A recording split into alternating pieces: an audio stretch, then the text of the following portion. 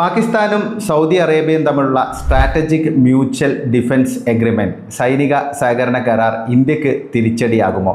നാളെ ഒരു സന്ദർഭത്തിൽ പാകിസ്ഥാനെ അറ്റാക്ക് ചെയ്യേണ്ട ഒരു സാഹചര്യം ഇന്ത്യക്ക് വന്നാൽ റോയൽ സൗദി എയർഫോഴ്സിൻ്റെ F-15 വിമാനങ്ങൾ പാകിസ്ഥാനിലേക്ക് പറന്നിറങ്ങുമോ പാകിസ്ഥാനെ പ്രതിരോധിക്കാൻ? ഇങ്ങനെയുള്ള ചോദ്യങ്ങളൊക്കെയാണ് നിൽക്കുന്നത്.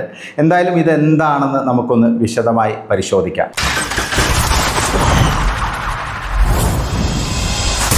പാകിസ്ഥാനും സൗദി അറേബ്യയും തമ്മിലുള്ള ഈ ഒരു സൈനിക സഹകരണ കരാർ നേരത്തെ തന്നെ നിലവിലുള്ളതാണ്. ഇതൊരു പുതിയ കാര്യമല്ല. പക്ഷേ നിലവിലെ സാഹചര്യത്തിൽ ഇസ്രയേലിൻ്റെ ത്രെട്ട് അല്ലെങ്കിൽ ഭീഷണി നിലനിൽക്കുന്ന സാഹചര്യത്തിൽ സൗദി ഈ ഒരു കരാർ അല്ലെങ്കിൽ ഈ ഒരു സ്ട്രാറ്റജിക് കരാർ റീവാമ്പ് ചെയ്ത് വീണ്ടും ഒന്ന് പ്രഖ്യാപിച്ചു എന്നുള്ളതാണ് ഒരു വസ്തുത.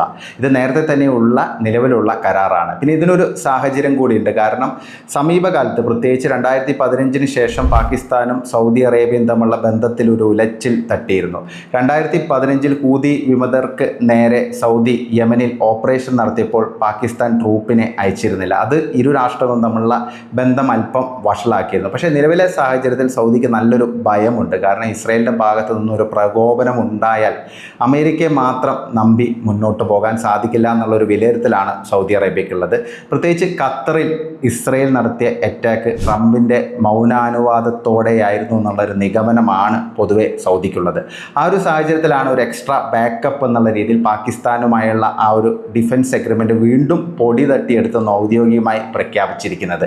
ഇത് പെർഫെക്റ്റ് ആയിട്ട് ഇസ്രയേലിനുള്ള ഒരു മെസ്സേജാണ്. കാരണം ഇസ്രയേൽ എന്ന് പറഞ്ഞാൽ നമുക്കറിയാം പശ്ചിമേഷ്യയിലെ ഏക ന്യൂക്ലിയർ ആംഡ് കൺട്രിയാണ്. അപ്പോൾ അവർക്ക് ആണവായുധ ശേഖരമുണ്ട് അവരുടെ പക്കൽ. സ്വാഭാവികമായിട്ട് അതൊന്ന് ബാലൻസ് ചെയ്യാൻ, അതായത് പാകിസ്ഥാനെ കൂട്ടുപിടിക്കേണ്ടത് അത്യാവശ്യമായ കാര്യമാണ്. പാകിസ്ഥാൻ ആണവായുധ ശേഖരമുള്ള ആണവ രാഷ്ട്രമാണ്. അപ്പം ഇതാണ് ഇതിൻ്റെ ഒരു പൊളിറ്റിക്സ്. അതിനുപരിയായിട്ട് ഇന്ത്യക്ക് ഇതൊരു പ്രശ്നമുണ്ടാക്കുമെന്നുള്ള വിലയിരുത്തൽ പൊതുവെ ഡിപ്ലോമാറ്റിക് സർക്കിളുകളൊന്നുമില്ല.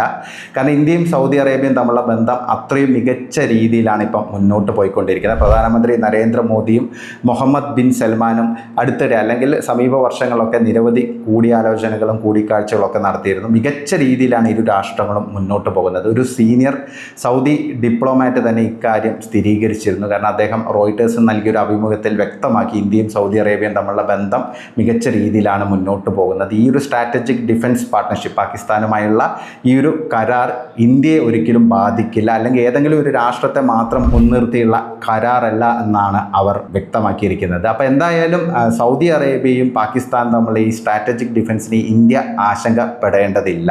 സൗദിക്ക് നല്ല ഭയമുണ്ട്. കാരണം ഹൂതി വിമതരുടെ അറ്റാക്കിനുള്ള സാധ്യതയുണ്ട്. അവരിടയ്ക്ക് മിസൈലുകൾ വിടാറുണ്ട് യമനിൽ നിന്ന്.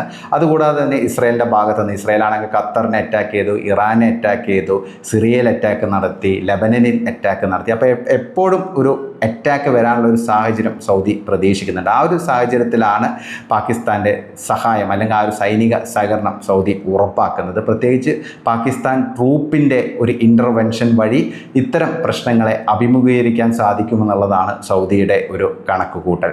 ഇന്ത്യയും സൗദി അറേബ്യയും തമ്മിലുള്ള ബന്ധം നമുക്കറിയാം. വ്യാപാര വാണിജ്യ മേഖലയിലൊക്കെ മികച്ച രീതിയിൽ മുന്നോട്ട് പോകുന്ന രണ്ട് രാഷ്ട്രങ്ങളാണ്.